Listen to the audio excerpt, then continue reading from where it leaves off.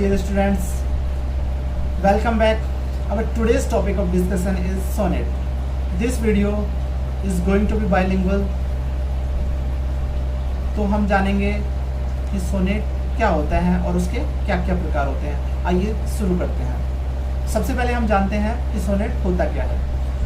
तो sonnet is a 14 lines poem which is written in iambic pentameter and has a particular rhyme scheme। एक 14 line की कविता जो कि iambic pentameter में लिखी गई हो।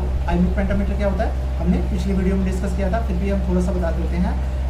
एक फुट जिसके अंदर 2 सिलेबल हो और पहला वाला अनस्ट्रेस हो, दूसरा वाला स्ट्रेस हो, उसको हम आइम बोलते हैं। और इस तरह के 5 फुट जिस यदि किसी लाइन में यूज़ किए गए हैं तो वो iambic pentameter की लाइन मानी जाती है। और इस तरह की 14 लाइन हैं और आपस में एक निश्चित राइम स्कीम के साथ में हो। इस सबकी जो राइम स्कीम है एक निश्चित हो तो उसको हम क्या कहेंगे, सोनेट। तो सोनेट क्या हो गया, एक 14 लाइन की कविता जो iambic pentameter में लिखी गई हो और जिसकी एक निश्चित राइम स्कीम हो, तो उसको हम सोनेट कहेंगे। ठीक है। The term sonnet is derived from the Italian word sonetto which is a little poem or song with musical instrument.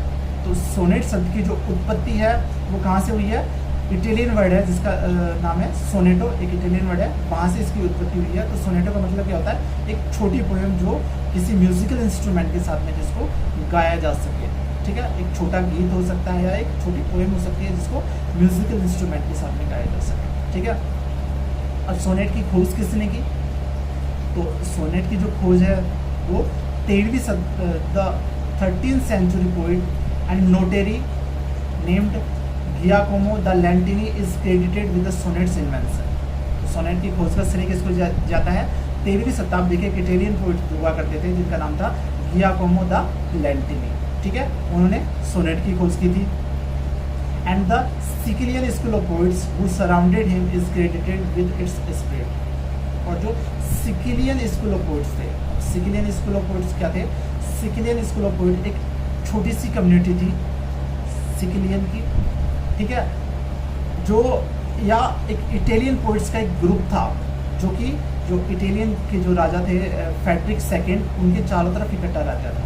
ठीक है, और इनका जो मेन हेड था वो कौन थे, गियाकोमो द लैंटिनी।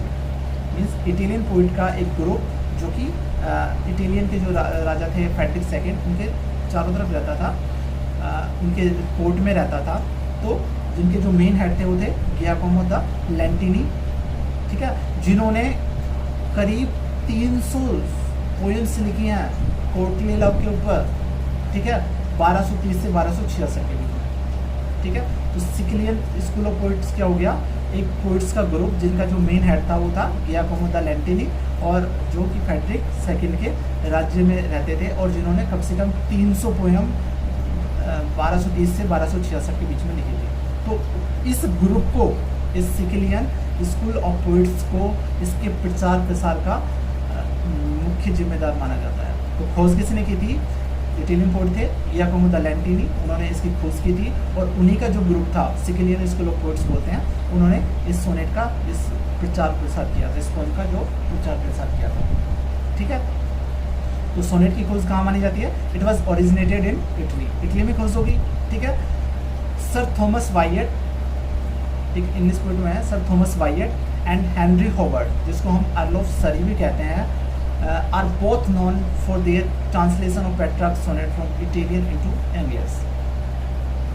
ठीक है, खोज कहाँ हुई, इटली में हुई, लेकिन sir Thomas Wyatt and Henry Howard, जिनको अर्ल ऑफ सरी भी कहते हैं, वो इस फॉर्म को इटली से इंग्लैंड ले आए। मीन्स जो गियाकोमो द लैंटिनी ने जो फॉर्म इन्वेंट की थी उसका इन्होंने इंग्लिश में ट्रांसलेट किया। वो इटालियन में लिखा था उन्होंने और इन्होंने इटली में उसका इंग्लिश में उसका ट्रांसलेशन किया इटली से। ठीक है, तो ये मुख्य व्यक्ति माने जाते हैं जो सोनेट को इंग्लैंड लेके आए। Writers of sonnets are sometimes called sonneteer. जो राइटर्स होते हैं सोनेट लिखने वाले, जो कवि होते हैं, उनको हम सोनेटियर कहते हैं।